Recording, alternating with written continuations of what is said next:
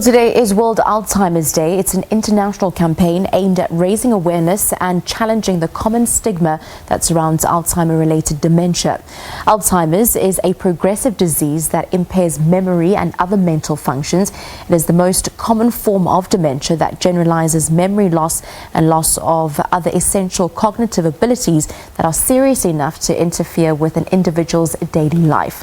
Well, joining us from our Cape Town studio is the Executive Director of Dementia South Africa, Karen Borochowitz. Thank you very much for your time this evening. Essentially, let's just start off in layman's terms. What is Alzheimer's disease? So Alzheimer's disease is a disease that affects the brain, as you've mentioned, cognitive ability, and it's the umbrella term that we understand called dementia, of which Alzheimer's disease is the most common disease. There's a number of different types of dementia, over 100 different types.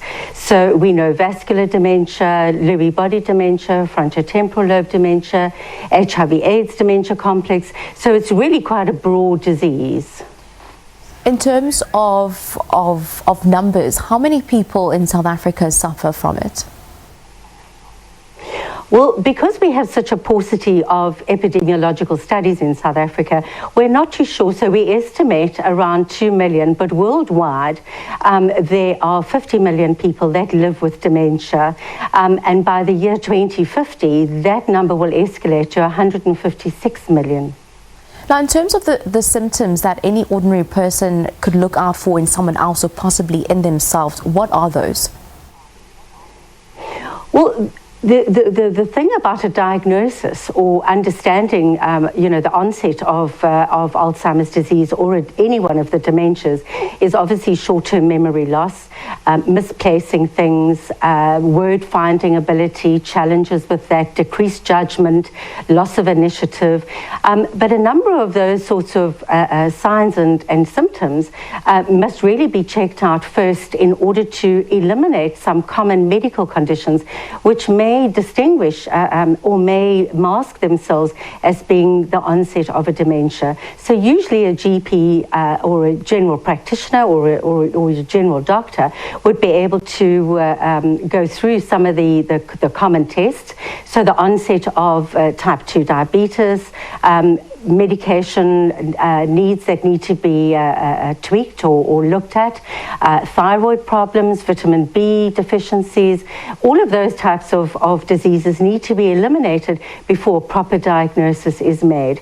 Then there's a number of neurocognitive tests which are done, and then we move on to seeing the neurologist and seeing a psychiatrist, and then a definitive diagnosis of a dementia or Alzheimer's or vascular dementia is made. Now, when we're looking at the common stereotypes and the common stigmas around dementia, what are we talking about?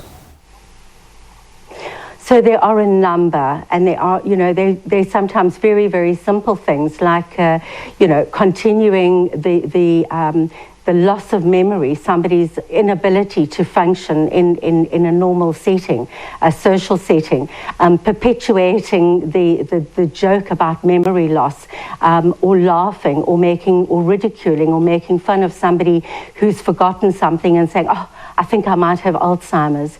Alzheimer's disease or any of the dementias are absolutely no laughing matter at all and really need to be taken quite seriously. It may not be a dementia at all, and that's why it's important to go for a diagnosis. So, if we do stigmatize the disease, people then resist and don't come forward with the necessary testing that could actually help them and their families live a normal life within society and a life in society where society is accepting and has an understanding and has a social conscience around dementia. Now, in terms of that diagnosis, how much can we link that to age? Is it preventable, and how does one treat it?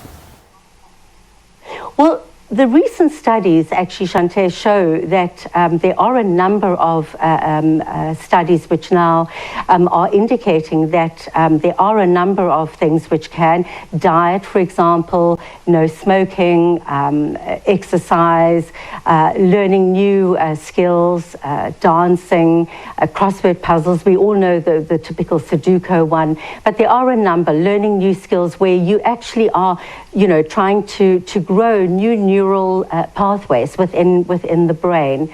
So we do know that one of the greatest risk factors of developing a dementia is age. So we see that people over the age of 65, 1 in 20, and then when we move up to the 80s, 1 in 5 over the age of 80, and 1 in 3 over the age of 85. So definitely age is the greatest risk factor.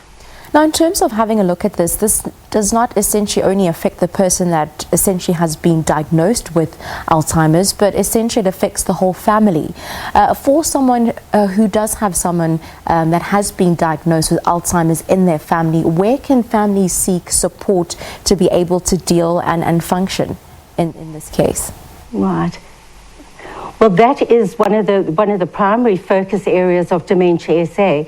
We have a national helpline, and that number is 0860 636 679, and our website is www.dementiasa.org.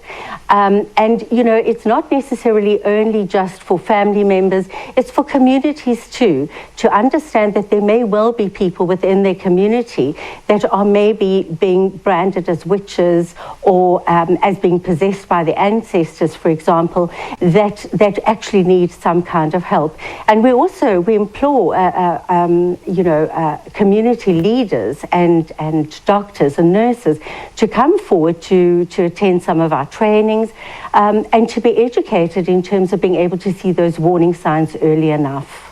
Now, what sort of services does Dementia South Africa have in terms of aiding possibly a family member to help someone who has been diagnosed with Alzheimer's and taking care of them at home?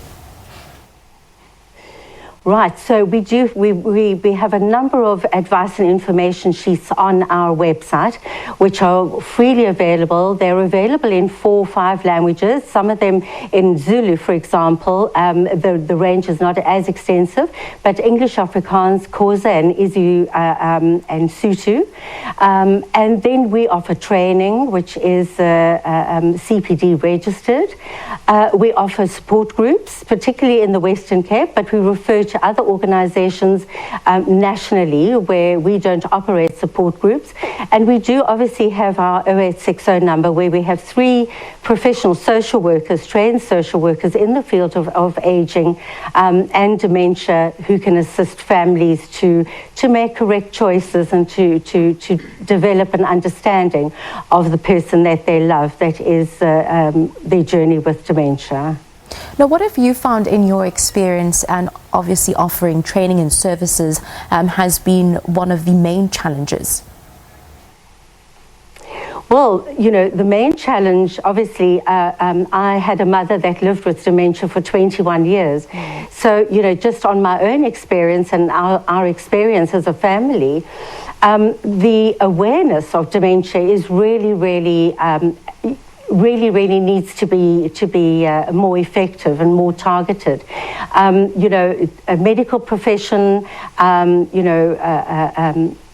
understanding of what the behavioral symptoms can be, how to communicate effectively, and how to make dementia-friendly communities where people understand that if they see their neighbour who is somebody that has a memory loss or some kind of cognitive impairment, would be able to be helped, and they would have the understanding of how they would be able to help them, bring them back home safely, and not stigmatize them.